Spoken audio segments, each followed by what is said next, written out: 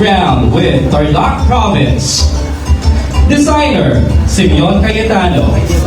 This costume, titled The Harvester, embodies the rich agricultural heritage of Tarlac through its golden color scheme and intricate weaving that reflect traditional craftsmanship.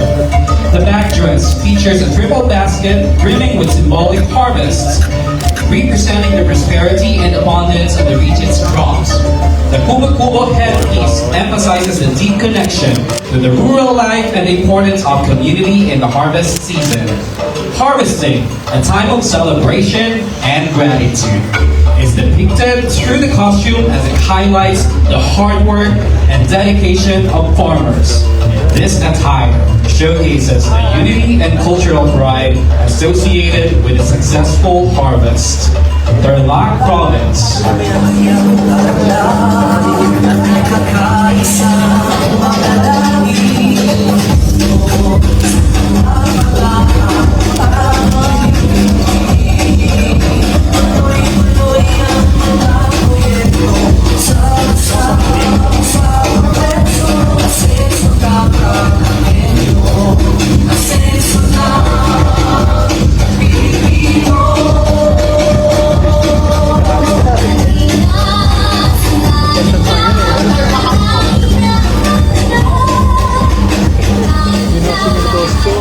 Tarlac Province.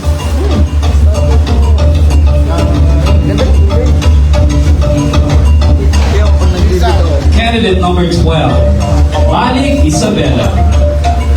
Designer, Kennedy John Gaspar.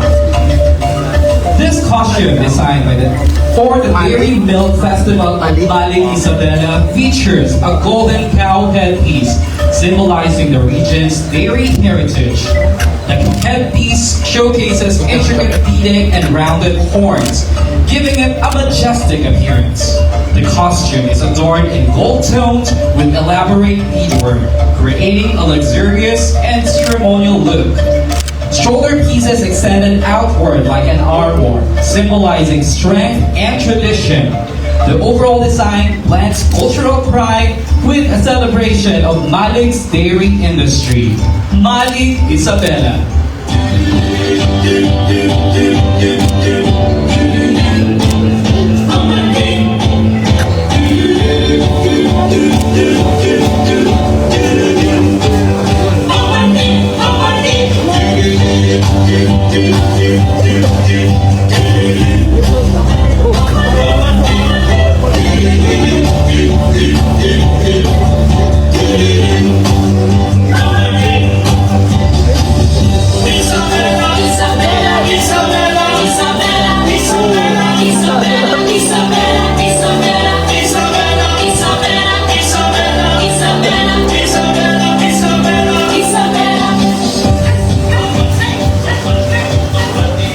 Malik Isabela.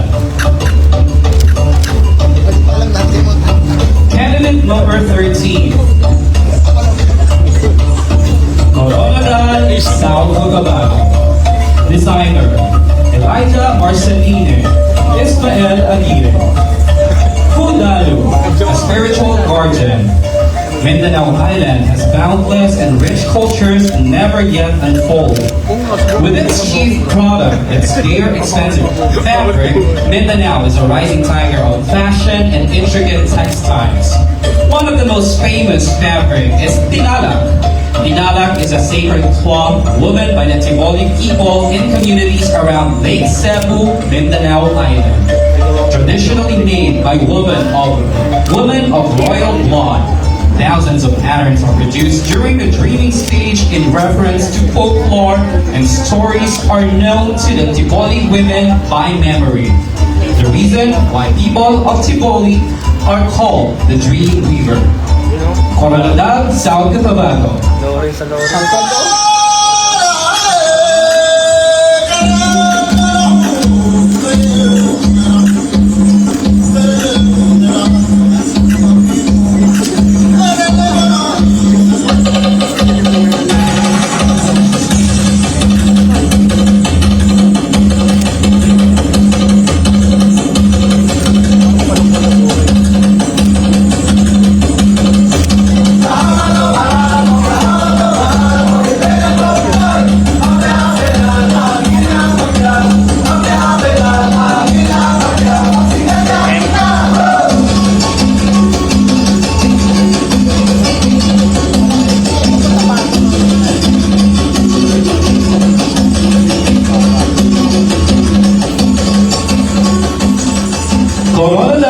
South Cotabato.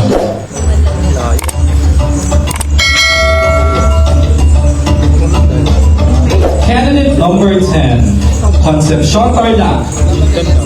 Designer, Simeon Cayetano.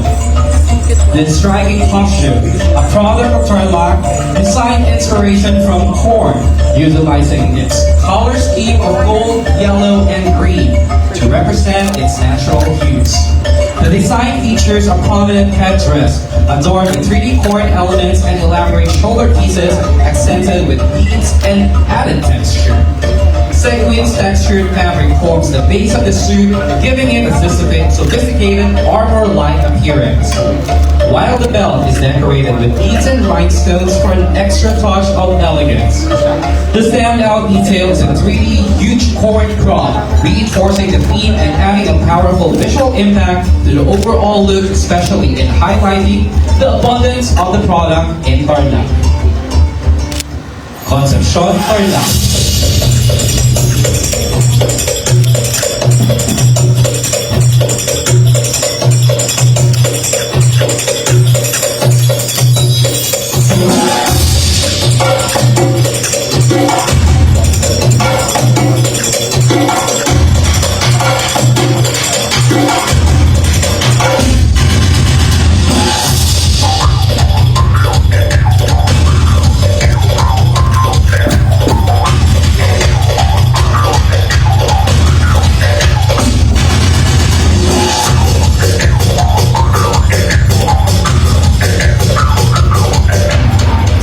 Concepcion Tarlac.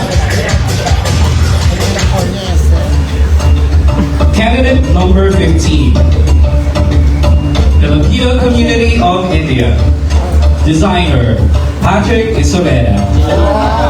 Philcom India's costume depicts Mahadeva, a term from Sanskrit, embodies the concept of the greatest deity, most potent god, or supreme divine being, often used to describe the Hindu god Shiva, who is revered as the original sage and pioneer of yoga.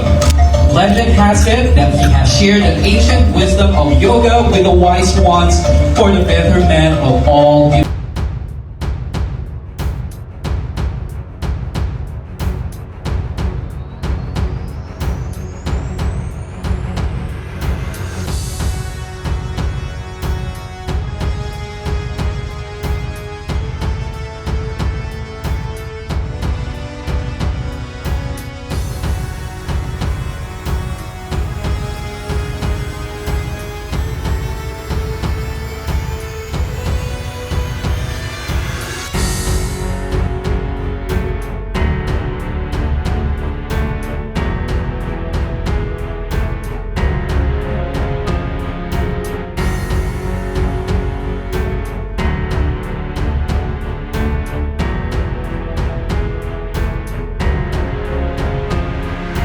Filipino Community of India. Let's all welcome back on stage our third batch of candidates. Tarlac Province.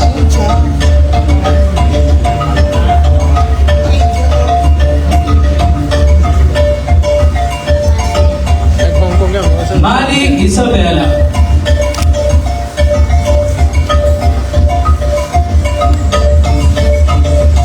Coronadal, South Cotabato.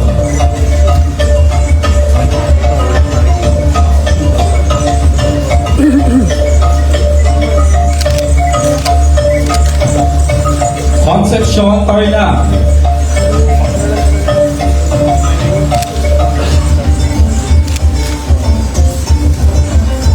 Filipino Community of India.